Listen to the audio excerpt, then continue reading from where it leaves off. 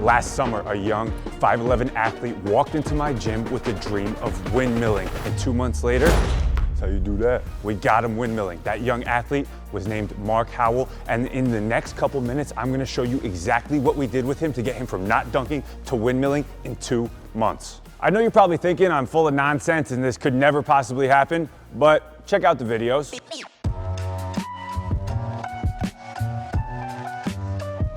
That's a good problem. I'm a dunker now. Yep. The best part about this is that I was able to use Mark as a case study, and what we did with him over the next 2 months ended up transforming into the first ever dunk system.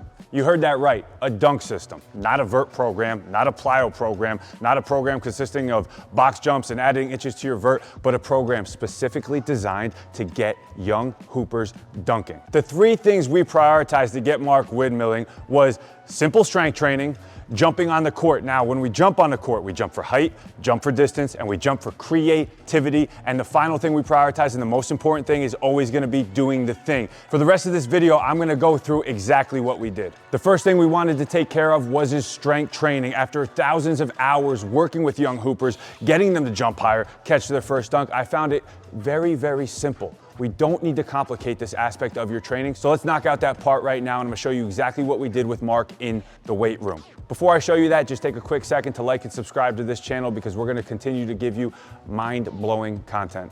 So as I just mentioned, we don't need to complicate strength training and what you're doing in a weight room. And I understand how much content you guys are watching on a daily basis and how confusing it can be, but trust me, getting stronger in the weight room can be done very, very simply. So this is what we did with Mark. Mark came in, and he's actually a college athlete, so he might be a little bit older than you're at. So he had a relatively high training age, which means he has strength trained before. He has some hours in the gym. He has some competency in what he's doing in the weight room. So I didn't need to give him the most basic plan. We went straight to phase 5 of the good drill system, which is called easy strength. It's called easy strength because it's really easy to follow. It consists of just picking 5 compound movements. This could be a squat, a deadlift, a bench press, an overhead press, a row, a pull, or something like a lunge. But the gist of it is you pick 5 exercises. Now, in terms of the reps and sets, we're gonna make it very simple.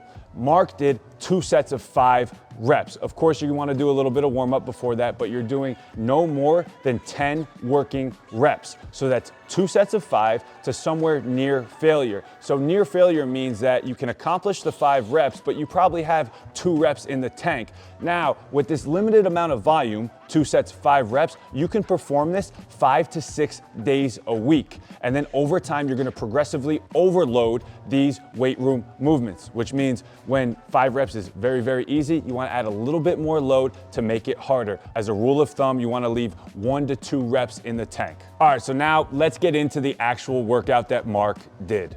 The first exercise that we want to attack in the weight room is a squat. You can see Mark is here doing a safety squat bar squat, but I don't really care about what variation you do. It could be a front squat, it could be a back squat, it could be a Zercher squat, it could be a kettlebell goblet squat, depending on where you're currently at with your strength training development. So right now, holding a kettlebell or dumbbell might be a better starting place for you. But again, you want to remember you're doing 2 sets of 5 reps, so it has to be enough load that it is challenging to you on that 5th rep.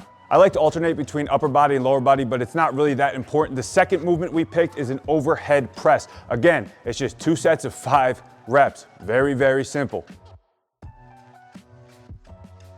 The third exercise we picked was a simple trap bar deadlift. The 4th exercise we gave Mark was a simple pull-up. 5 reps for Mark is very easy, so we had to find a way to make it more challenging, so we give him something like a med ball between his legs to make it more challenging. If 5 reps is too easy, you need to figure out a way to make these things more challenging. The 5th and final exercise is simply a Bulgarian split squat. Elevate that back leg, and you're sitting down into a split squat. Very, very simple.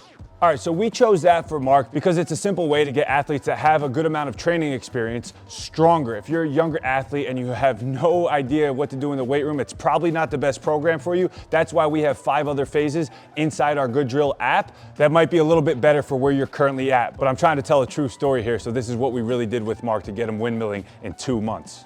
All right, now that we got Mark's strength training done in the most efficient manner I could come up with, we have to focus on what's really gonna move the needle, and that's actually jumping on the court. And the first way we wanna jump is for height. Our goal is to get up with the ball and dunk. Our goal is to get up with the ball and windmill. Our goal is to get up with a ball. So we wanna prioritize first jumping for height. Let's get into that. All right, like I said, Mark is a college player, so he may be more advanced than where you're currently at. So we started him in a kneeling start. He's popping up, getting to the balls of his feet, which is starting him in a low position, and he's jumping for height. Right now, you can see he's demonstrating, he's just getting up as high as he can, trying to touch the rim. He's off that kneeling start, he's popping up, that puts him in that low position, and he's working on that transfer of energy from horizontal to vertical.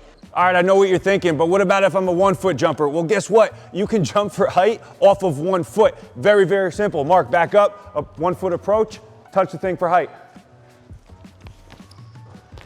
All right, so now when it comes time to your personal training, you need to prioritize jumping for height. Off 1, off 2. I can't give you everything that we do. The video would be too long, but go jump for height. You need to jump higher, so jump high. Mark is a much better 2 foot jumper, but check him out on one real quick. If you think you're a 1 foot jumper, you should practice jumping off 2. If you think you're a 2 foot jumper, you should also practice jumping off 1. I want all my athletes to be able to do it all. The next aspect of jumping you want to focus on is jumping for distance. Very simple. For the sake of this video, Mark getting a kneeling start again. We're gonna do everything out of a kneeling start. You're gonna pop up 2 steps and jump as far as you can. So you see starting on that red line. Now, I always want to add something we can measure so we know if we're getting better. I have a basketball in my hand. Don't overthink it. Have something that you can measure. Now, Mark, you're going to start at the same spot and try to beat that ball. Now, you're adding a sense of challenge into your workouts. You're going to be more focused, right? Oh, you got worse on that one. You got to beat it. You got to beat it. Come on, one more time. You getting tired already, Mark? All right. Mark's best jump was his first one. He probably needs to rest a little bit. And always remember that when you're trying to add inches to your vert or dunk or get better, you don't want to train yourself to the point where you're exhausted. It's okay to take a breath. Calm down a little bit. Once you start to see that you're not jumping quite as far or quite as high, take a breather, recoup, and then get back after it. All right, so how do we attack jumping for distance off 1 foot? Same way a track athlete would do it. We run and we take off as far as we can off 1 foot. I'm going to give Mark the challenge of clearing the entire paint right now off of 1 foot.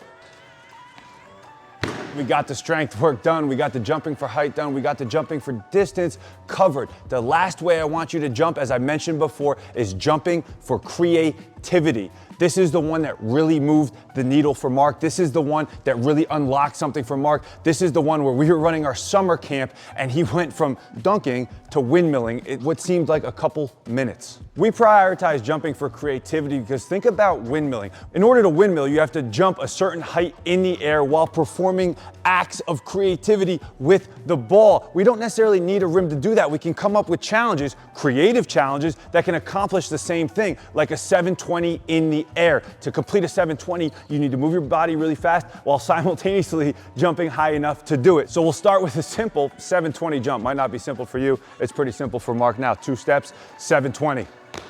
That is a phenomenal thing to add to your training regimen because I bet you can't do a 720 right now. And guess what? When you work on that and you can accomplish a 720, you're jumping higher and you have more control over your body in the air. The next creative challenge I'm gonna give you today is getting the ball through your legs twice in the air. We're gonna start the same way, athletic posture, left leg back, 2 steps, get up in the air and get that ball through your legs twice before you land.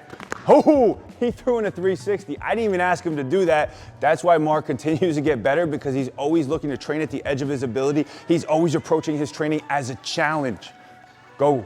If you don't have the 360 double tween, check it out one time like this. Just go regular, up, get the ball through your legs twice before you hit the ground. Again, in order to get the ball through your legs twice before you hit the ground, you have to jump a certain height, you have to jump high enough, and you also have to coordinate your movement with the ball. Sounds a lot like windmilling, doesn't it? The third and final and most important thing that we do with Mark that we always say is doing the thing. Whatever your goal is, you can never replace doing what the goal is. So if your goal is to windmill, you need to practice windmilling. Oh, I can't windmill on 10. Well, guess what? Go find a lower rim. And that's what we did with Mark. He spent about a half hour, 2 or 3 days a week, simply trying to windmill on a low rim.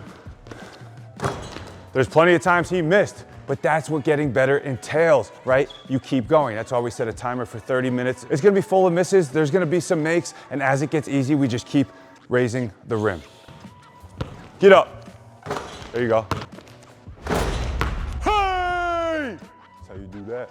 All right, so that's the 3 things we prioritized in Mark's 2-month training span with us last summer that got him from not dunking to windmilling. I honestly don't know what you're currently thinking, but I promise you it is that simple. Did we do some other stuff? We did, but the priority stayed the same. Simple strength training. Because he's a little bit of a seasoned athlete with a higher training age, we gave him easy strength, which is lower sets, lower reps, higher load. Maybe you're a younger athlete, you want to pick a different program, but get on Google, find a simple strength training program, something you can adhere to consistently, and just get strong. Don't complicate it. The next things we prioritized were jumping for height, jumping for distance, and jumping creatively. It's all things that you can do and you can take ownership over. We showed you a couple different options out of a kneeling start, but you can feel free to jump for height any way you want. You can jump for distance any way you want, and you can come up with creative challenges on the spot, just as long as you're jumping. That's gonna get you jumping higher.